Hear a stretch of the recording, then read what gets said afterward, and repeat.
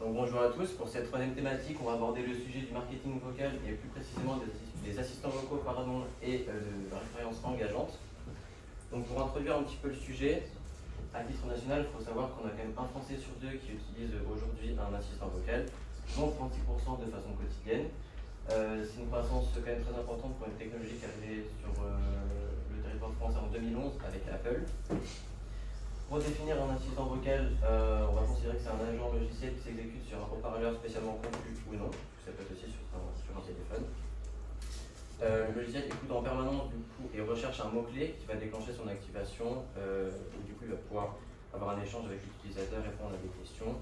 Aujourd'hui, c'est quelque chose qui va révolutionner surtout la façon dont on interagit avec notre environnement, nos appareils et les entreprises pour demander de l'aide, obtenir certaines informations, et ce qui va aussi nous intéresser, nous, notamment à acheter des produits. Donc pour les principaux acteurs de ce marché, on a Amazon, qui est aujourd'hui leader mondial, notamment avec la gamme Alexa et Echo. On va avoir Google avec son assistant vocal sur les appareils Android notamment, et ses enceintes Google Home.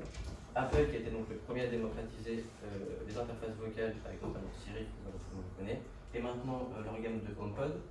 Et enfin Microsoft, un petit peu moins connu et utilisé, avec Cortana. Donc qui parle de croissance rapide, etc., de nouvelles technologies, va forcément impliquer des nouvelles craintes, et pour les assistants vocaux, ça passe notamment par l'intrusivité.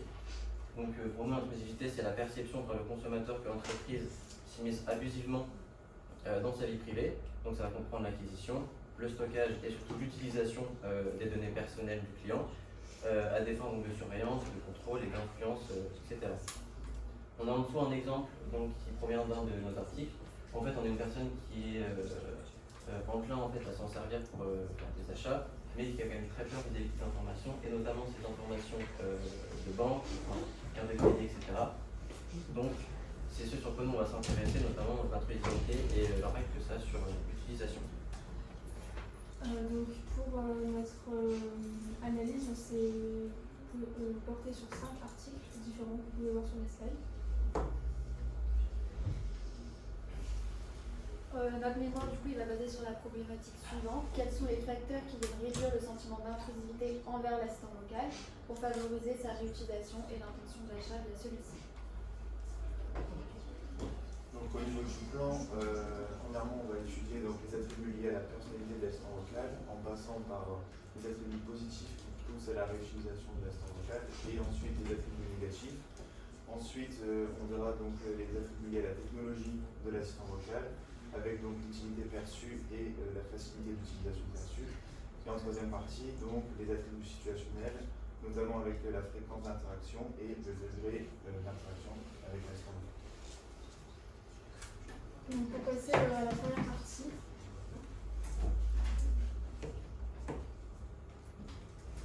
donc les attributs.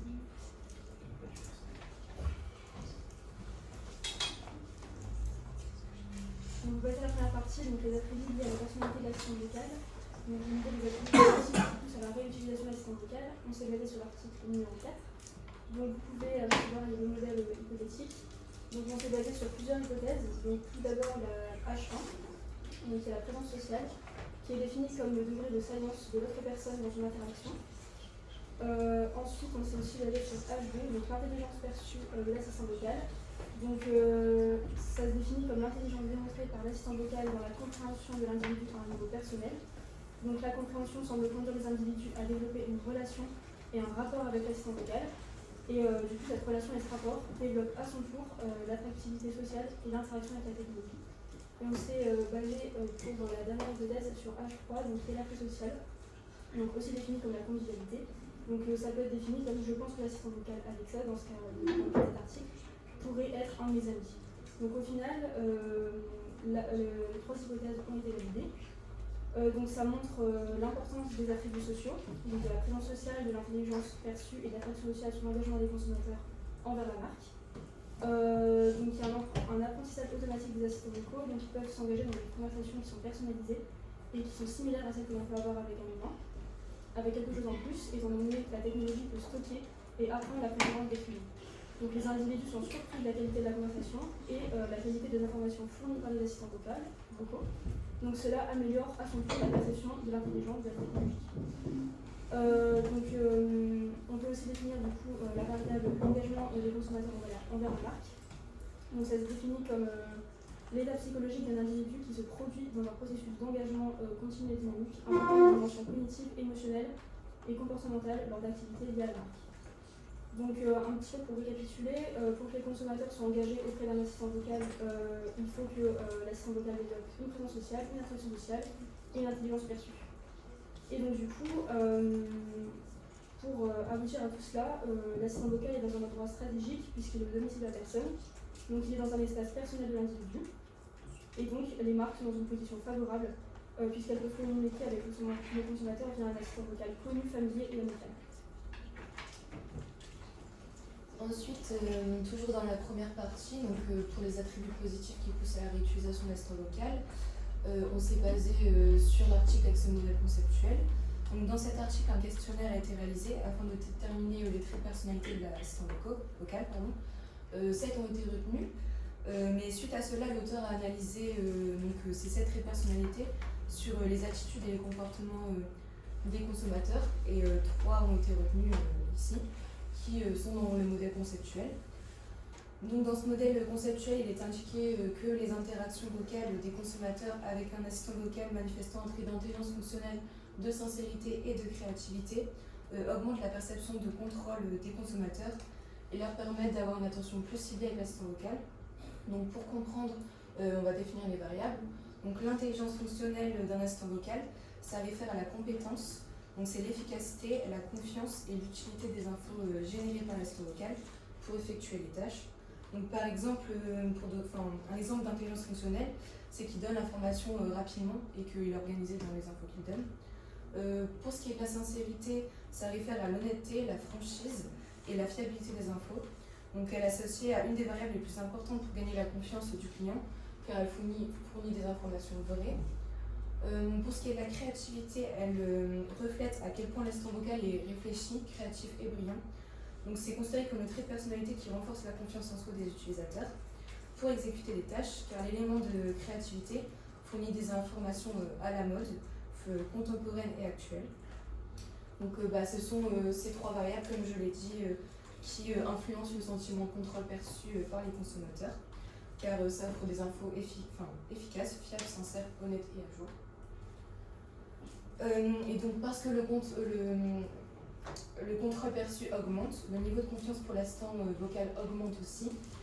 Donc en fait, ces 3 traits de personnalité dans ce modèle sont des éléments qui aident à effectuer les tâches, mais qui ne font pas la place de l'utilisateur. Donc quand les consommateurs sont en capacité d'effectuer les tâches, le niveau de confiance il augmente aussi.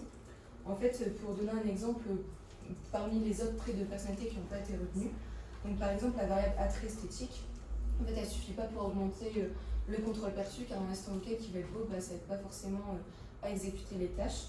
De même, par exemple, pour le trait de personnalité, qualité de protection, un assistant vocal qui protège, il doit avoir des informations sur l'utilisateur. Donc, par exemple, il peut enregistrer des conversations ou contrôler les maisons intelligentes, par exemple, fermer les volets. Et donc, en fait, le contrôle perçu peut diminuer puisqu'il exécute les tâches à la place du consommateur. Donc, ensuite, pour passer à la suite du modèle, le sentiment de contrôle perçu augmente l'attention ciblée de l'utilisateur et la probabilité que celui-ci se retrouve dans un état de flow. Donc durant l'interaction vocale, c'est-à-dire qu'il va être complètement immergé dans l'interaction, donc ça peut durer de quelques secondes à plusieurs minutes. Cela est dû au fait que comme l'utilisateur a confiance en la technologie, en fait il va sentir moins de stress, il va se sentir plus en sécurité quant à l'utilisation de l'assistant vocal, ce qui fait que lorsqu'il va interagir avec lui, il va plus se laisser aller dans l'échange et il va s'oublier soi-même. Donc cette expérience de flow va améliorer l'apprentissage et va favoriser les comportements dits exploratoires, car étant donné qu'il est plus concentré et engagé dans l'échange, cela l'encourage à susciter son imagination et sa curiosité.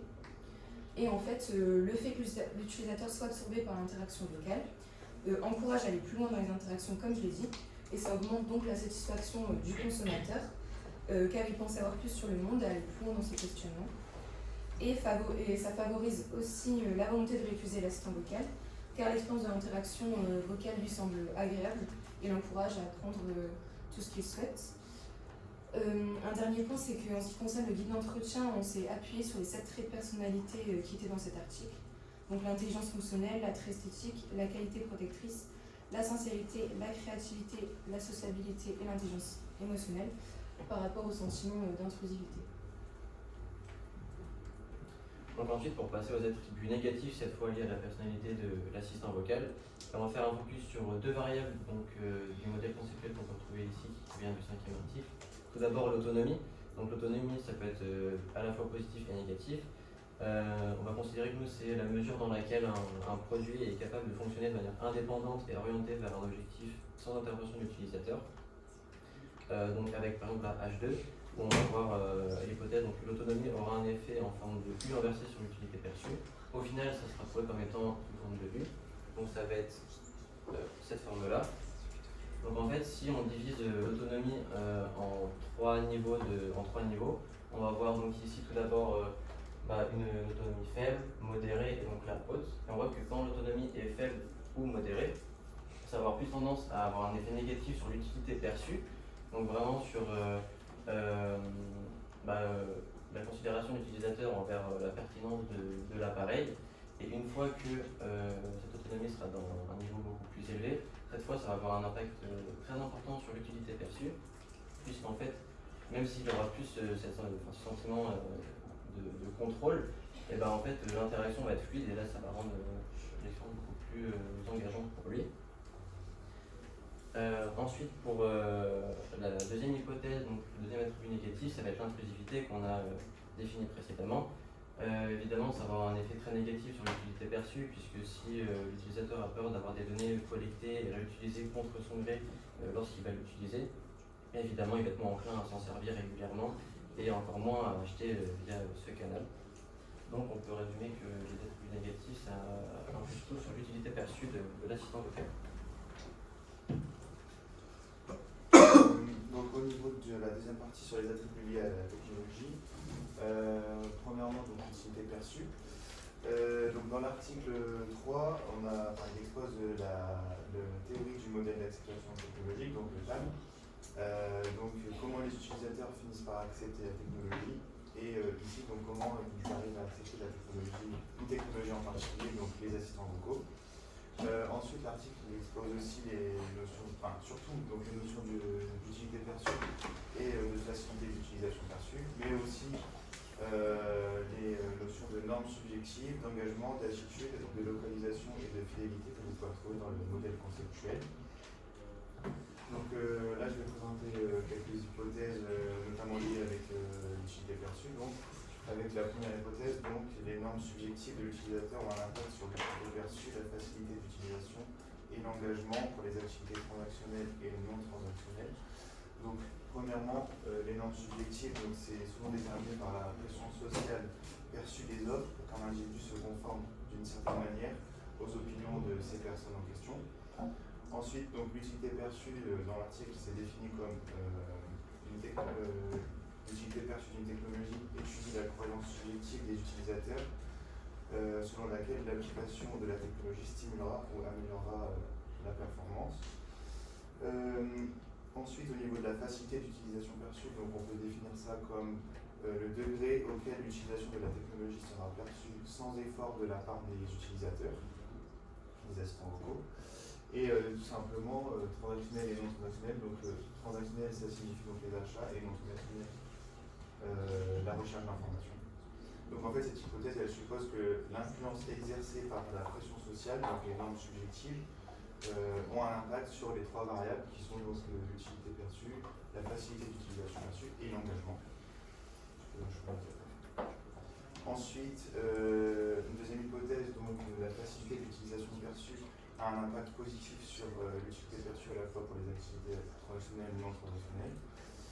Troisième hypothèse, l'utilité perçue a un impact positif sur premièrement l'attitude et ensuite l'engagement, toujours pour la recherche d'informations et les achats. Donc par exemple, par attitude, c'est surtout le fait d'anthropomorphiser la technologie, donc c'est-à-dire la représenter comme avec des caractéristiques humaines. Et donc l'hypothèse, en fait, c'est que ce phénomène sera encore plus accentué avec les assistants vocaux parce que justement ils utilisent la voix qui est une caractéristique tout le temps présente chez les humains.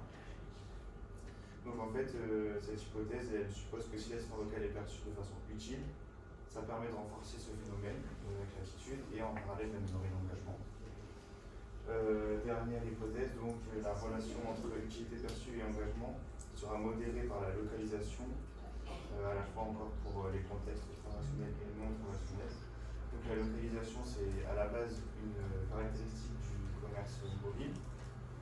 Donc en fait, l'intérêt d'intégrer la localisation dans les assistants vocaux, c'est de proposer un contenu adapté à l'utilisateur, notamment en termes d'accent ou de valeurs culturelles, par exemple.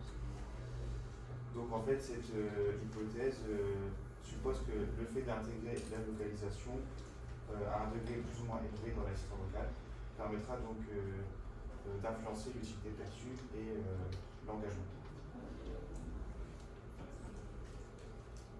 Donc ensuite, pour passer à la deuxième partie, donc les attributs de la technologie d'assistance vocale et l'utilité perçue de l'assistant vocal.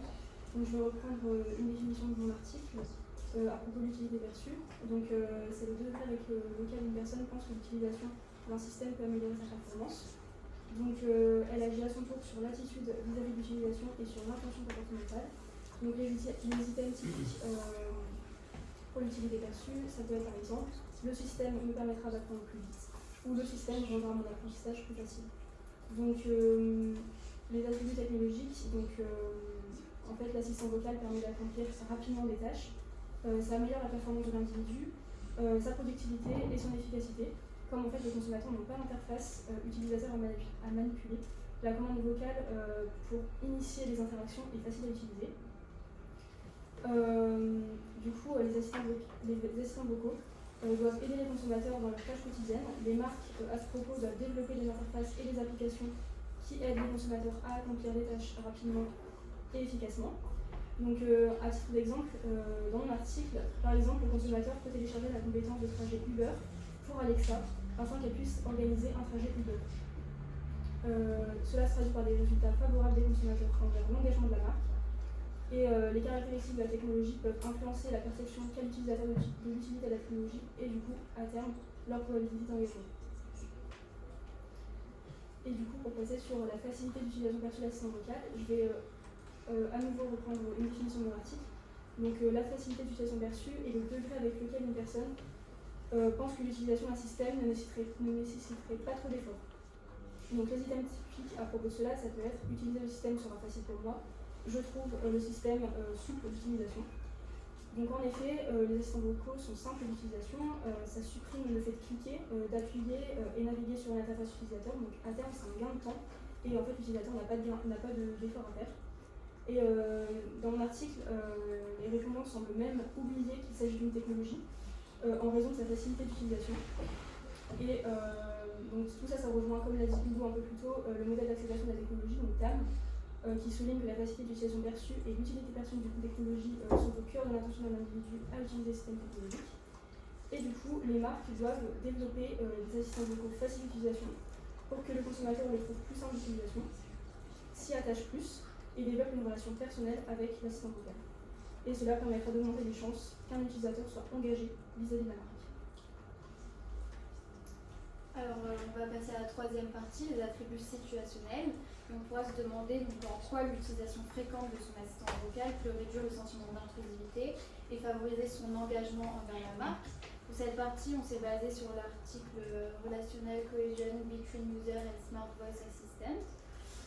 Dans cet article, il vise à examiner les relations affectives des utilisateurs avec les assistants vocaux. Il vise à analyser comment ces relations expliquent des comportements d'engagement envers la marque de l'assistant vocal. Donc on va commencer par définir l'engagement envers la marque. Donc l'engagement envers la marque est défini comme une stratégie de la marque de cultiver et de maintenir un sentiment d'attachement entre le consommateur et la marque spécifique du produit.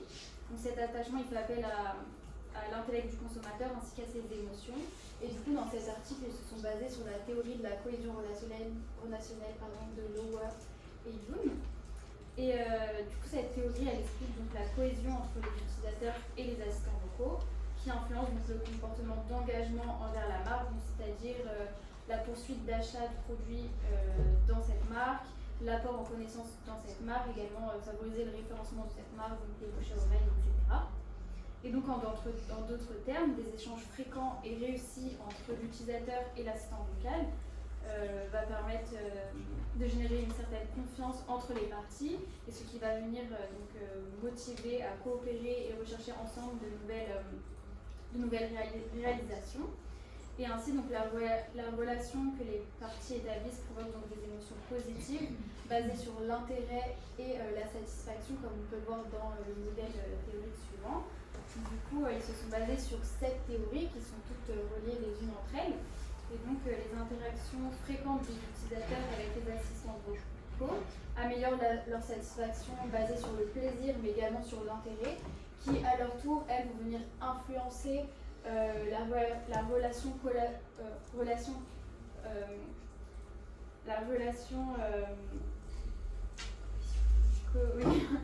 en cohésion entre les deux. Et donc, leur intention de continuer à acheter des produits, de se renseigner sur la marque et de favoriser le référencement. Et donc, si on devait faire une petite conclusion de ce modèle théorique, il démontre que cela va au-delà de l'approche technologique et que des interactions fréquentes renforcent la cohésion des relations, fondées sur des principes tels que la coopération, la collaboration et l'intégration, et développent donc des comportements d'engagement envers la marque de l'assistant vocal. Et donc enfin, pour aller un petit peu plus loin dans l'interaction, on va maintenant parler du degré d'interactivité. Donc par interactivité, qu'est-ce qu'on entend? Ça va être la mesure dans laquelle les utilisateurs perçoivent que la communication avec l'assistant vocal est réciproque, se déroule instantanément, correctement, et aussi contrôlable, qu'il y a un sentiment de contrôle sur la situation. Donc en fait, qu'est-ce que ça va générer sur l'utilisation? En fait, l'interactivité perçue va avoir un double effet. Tout d'abord sur le caractère intrusif. En effet, si une relation entre l'assistant vocal et l'utilisateur est fluide, etc., que les échanges sont cohérents et pertinents, et ben en fait, il va tendance à avoir moins de crainte vis-à-vis des données que l'assistant vocal peut avoir sur lui. Et en même temps, cet effet sur le caractère intrusif est aussi modéré par la confiance envers la marque, donc envers le fabricant. Évidemment, si la marque est au cœur d'un scandale comme a pu l'être Google récemment, même si l'échange est pertinent, etc., il va avoir certaines craintes vis-à-vis des données qui sont récoltées. Ensuite, on peut aussi parler de l'effet sur l'utilité perçue. Donc en effet, on va avoir un effet positif sur l'utilité perçue via l'interactivité, parce qu'en fait, voilà, si les informations qui sont données répondent clairement à la question, à l'intention d'utilisation de l'utilisateur, du coup il va vouloir s'en servir de façon plus régulière, donc l'intention de réutilisation va être décuplée par cela. Et enfin, une variable un petit peu plus complexe, ça va être l'interactivité perçue a un effet modérateur, donc négatif, sur la relation entre du coup l'autonomie et l'intrusivité. Donc qu'est-ce que ça veut dire? En fait, comme on a vu précédemment, l'autonomie peut avoir un côté intrusif ou faire réduire l'utilité perçue de l'utilisateur, donc avec la forme de Q négatif. Et bien en fait, si l'interactivité perçue est négative, si en fait les échanges répondent aux questions, parce que comme on le verra par la suite, des fois l'assistant vocal n'est pas très compétent, en fait ça va renforcer cet effet et vraiment détruire tout simplement la vision que l'utilisateur a de l'assistant vocal. Donc l'interactivité perçue est très importante à prendre en compte dans la relation qu'on peut avoir à l'utilisation avec l'assistant vocal, parce que ça a des effets qui peuvent être très négatifs. Donc ensuite on va passer au research gap. On a remarqué dans tous les articles que la personnalité de l'assistant vocal n'a été étudiée que sur l'intention de réutiliser cet assistant vocal et sur sa satisfaction, mais pas du tout sur l'intrusivité que les assistants vocaux peuvent comporter. Donc ensuite, les bénéfices et les facilités d'utilisation de l'assistant vocal n'ont pas été étudiés sur l'intrusivité. Et du coup, pour terminer, il y a la présence dans les articles des facteurs qui expliquent l'intrusivité, mais aucun article n'explique les facteurs qui permettent du coup de réduire cette intrusivité. Donc la problématique finale de notre mémoire sera quels sont les facteurs qui viennent réduire le sentiment d'intrusivité envers l'assistant vocal pour favoriser sa réutilisation et l'intention d'achat via celui-ci. Donc ça nous amène à notre premier modèle conceptuel qui va tout d'abord regrouper tous nos attributs et les dimensions des attributs qu'on a pu détailler précédemment, donc avec tout d'abord la personnalité, l'utilité perçue et la facilité d'utilisation perçue, qui, en étant modérés par l'intrusivité, vont avoir une conséquence à la fois sur l'intention de réutilisation, mais aussi l'intention de passer par ce canal pour faire des achats. Donc notre guide d'entretien s'est basé sur 3 thèmes. Donc, le premier thème, c'est le rôle de la facilité d'utilisation et de l'utilité perçue dans l'assistant vocal sur le sentiment d'intrusivité. Le deuxième thème, il va regrouper tous les traits de personnalité qu'on a vus jusqu'ici de l'assistant vocal par rapport au sentiment d'intrusivité. Et le troisième thème, ça va être les conséquences comportementales d'un assistant vocal moins intrusif. Donc, dans notre analyse de contenu, la première chose qu'on va mettre en avant, ça va être que l'assistant vocal est compétent. Il va être à nuancer, mais c'est quand même quelque chose qu'on a pu mettre en avant. Donc, avec les 2 verbatim, donc en fait, l'assistant vocal est considéré comme compétent, mais surtout pour des tâches simples. C'est-à-dire, avec un faible degré d'interactivité, c'est des informations de base, donc ça va être de la météo, ça va être une information précise, une petite question, mais pas une interaction poussée. Dans ce cas-là, il va être vraiment jugé comme compétent, et là, on n'a aucun souci. Une autre variable qu'on a pu dégager de tous les entretiens, c'est le gain. Donc ici, un gain de temps. Donc c'est une variable qui ressort énormément dans tous les entretiens qu'on a pu faire. Et du coup, ça permet en général au quotidien de l'utilisateur de gagner du temps, que ce soit à la maison, en voiture. Et on peut faire, en fait, on apprend beaucoup de choses sans forcément faire d'efforts. Donc ça, c'est très apprécié par les utilisateurs des assistants vocaux. Ensuite, il en est ressorti de nos entretiens que beaucoup de personnes étaient contre passer les achats via celui-ci, via l'assistant vocal, mais ça reste quand même un peu mitigé parce qu'on a eu des réponses positives par rapport à ça. Mais du coup, la majorité des personnes étaient contre passer des achats via l'assistant vocal par rapport aux données personnelles et bancaires. Et ensuite, pour le sous-thème du niveau d'intrusivité perçue, là c'était un peu plus serré, mais globalement on a quand même vu que l'assistant vocal il est plus perçu comme intrusif. Donc par exemple, où les personnes disaient qu'ils se sentent constamment écoutés, puisque quand ils disent OK Google, l'assistant vocal se déclenche. Ou par exemple Adrien qui dit que quand il parle à l'assistant vocal directement, il va dire bonjour Adrien, mais c'est simplement parce qu'il est connecté à son compte Google. Mais certaines autres personnes trouvaient que c'était moins intrusif.